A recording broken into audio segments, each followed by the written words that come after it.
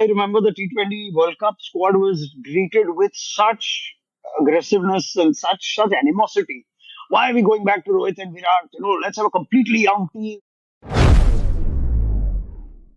So people are mainly choosing like a player is mainly based on the performance in IPL rather than the domestic tournaments. They're now taking a back seat because even though you perform so well in domestic cricket, they are not getting as much as importance as how they perform in the IPL.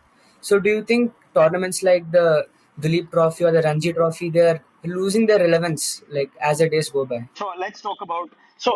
I'd like to sort of. I love talking selection because I think if there's the one thing that's missing in the conversation around India's selection is balance.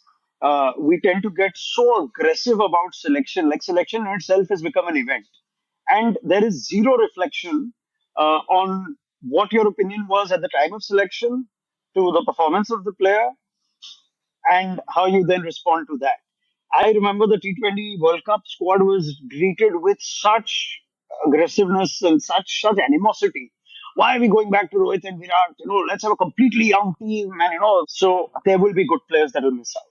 What you're looking for is a consistency in how the selection process is applied for almost every individual.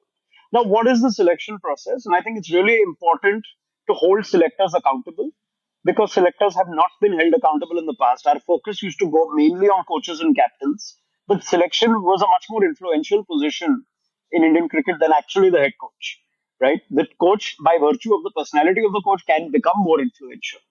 But selectors have always had a bigger role to play, but selectors have never had that sort of scrutiny until there's been a colossal screw up, for the lack of a better term.